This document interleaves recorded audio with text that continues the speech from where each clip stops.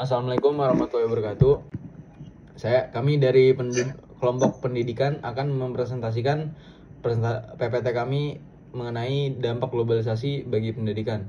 Yang pertama di kelompok saya ada Gozi Alfaris, kemudian saya sendiri Rian Plastika, habis itu ada Rifki Adiatama, ada Ragil, ada Rizky Ahmad, dan Kakak Ismail.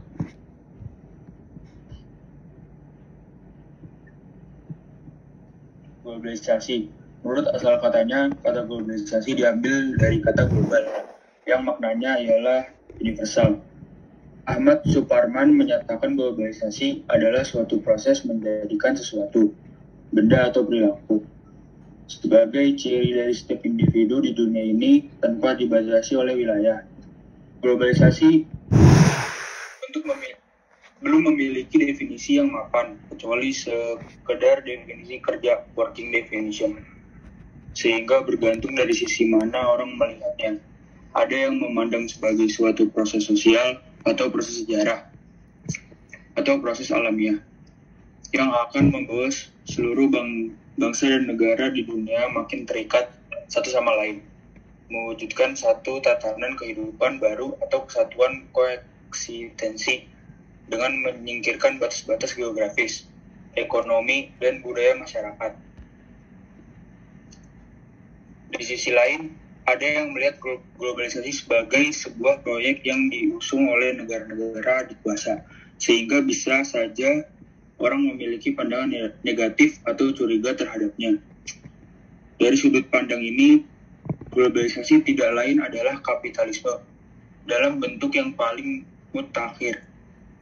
Negara-negara yang kuat dan kaya praktis akan mengendalikan ekonomi dunia, dan negara-negara kecil makin tidak berdaya karena tidak mampu bersaing, sebab globalisasi cenderung berpengaruh besar terhadap perekonomian dunia, bahkan berpengaruh terhadap bidang-bidang lain seperti budaya dan agama.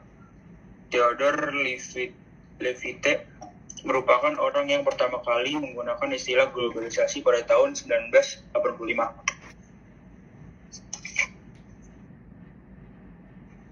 Definisi globalisasi dalam pendidikan dilihat dari ilmu antropologi. Toffler dalam Sonhaji 1993 menyatakan bahwa sekolah atau lembaga pendidikan masa depan harus mengatakan peserta didiknya untuk belajar bagaimana belajar, learn how to learn. Kebutaan dalam era global adalah ketidakmampuan belajar bagaimana belajar.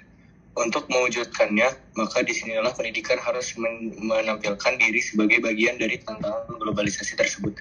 Pendidikan ditantang harus mampu mendidik dan menghasilkan para lulusan yang berdaya saing tinggi, bukan justru sebaliknya, mandul dalam menghadapi gempuran berbagai kemajuan dan dinamika globalisasi tersebut. Menurut Khairuddin Kurniawan, kehadiran globalisasi telah menjadi beberapa tantangan besar bagi dunia pendidikan Indonesia, yaitu pertama, tantangan untuk meningkatkan nilai tambah, yaitu bagaimana meningkatkan produktivitas kerja nasional serta pertumbuhan dan pemerataan ekonomi sebagai upaya untuk memelihara dan meningkatkan pembangunan berkelanjutan atau continuing development. Kedua, tantangan untuk melakukan riset secara komprehensif terhadap terjadinya era reformasi dan transformasi struktur masyarakat dari masyarakat tradisional agraris ke masyarakat modern industrial dan informasi komunikasi, serta bagaimana implikasinya bagi peningkatan dan pengembangan kualitas kehidupan sumber daya manusia. Ketiga, tantangan dalam persaingan global yang semakin ketat, yaitu meningkatkan daya saing bangsa dalam menghasilkan karya-karya kreatif yang berkualitas sebagai hasil pemikiran, penemuan, dan penguasaan ilmu pengetahuan, teknologi, dan seni. Keempat, tantangan terhadap munculnya invasi dan kolonialisme baru di bidang iptek yang menggantikan invasi dan kolonialisme di bidang politik dan ekonomi. Di sisi lain, globalisasi juga telah mendatangkan kemajuan yang sangat pesat bagi dunia pendidikan, yakni munculnya beragam sumber belajar dan merebaknya media massa, khususnya internet dan media elektronik sebagai sumber ilmu dan pusat pendidikan. Di dunia pendidikan, globalisasi akan mendatangkan kemajuan yang sangat cepat, yakni munculnya beragam sumber belajar dan merebaknya media massa, khususnya internet dan media elektronik sebagai sumber ilmu dan pusat pendidikan. Sebuah generasi berdisiplin tinggi, tekun, dan bekerja keras, namun tidak memiliki kemampuan untuk mengendalikan diri, kesabaran, rasa tanggung jawab, solidaritas sosial, hormat kepada orang tua, dan rasa keberagaman yang diwujudkan dalam kehidupan bermasyarakat dan bernegara pada umumnya. Kemerosotan wibawa orang tua, guru, dan ditambah tergerusnya nilai-nilai sosial yang ada telah melemahkan sendi-sendi kehidupan sosial yang berperan penting dalam pengembangan potensi peserta didik yang beriman, bertakwa, dan berakhlak mulia di tengah perkembangan teknologi informasi dan media sosial masif dan efisien. Dampak positif globalisasi bagi pendidikan, yaitu menurunnya kualitas moral siswa, meningkatnya kesenjangan sosial, tergerusnya kebudayaan lokal, munculnya tradisi serba cepat, dan instan, komersialisasi pendidikan.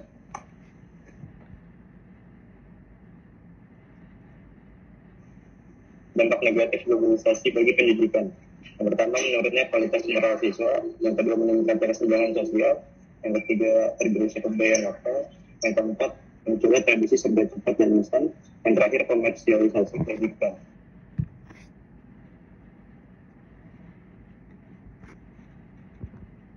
Ya, sekarang kami akan menampilkan video mengenai pengaruh globalisasi dalam pendidikan. Sebab begini, dalam psikologi pendidikan itu ada namanya taksonomi Bloom.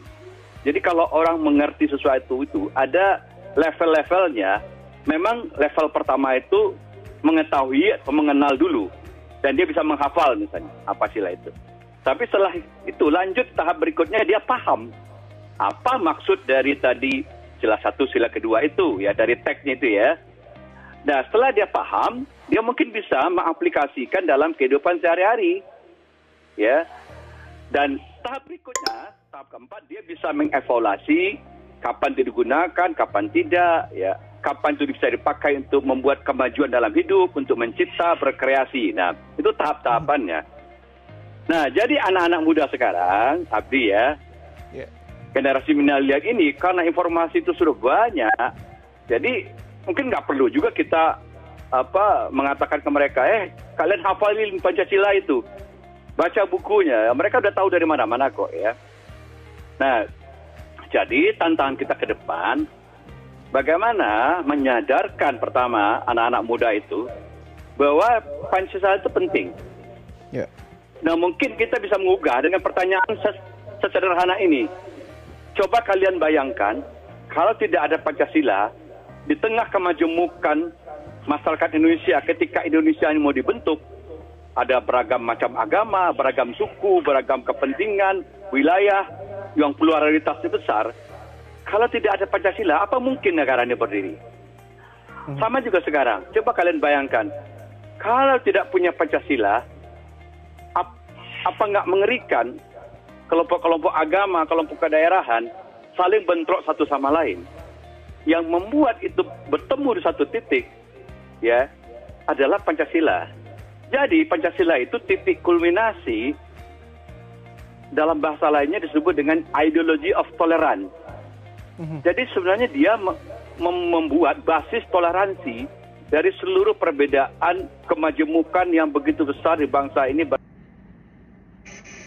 Kesimpulan yang kami ambil dari presentasi kali ini adalah globalisasi adalah suatu proses tatanan masyarakat yang mengikat dan tidak mengenal batas wilayah.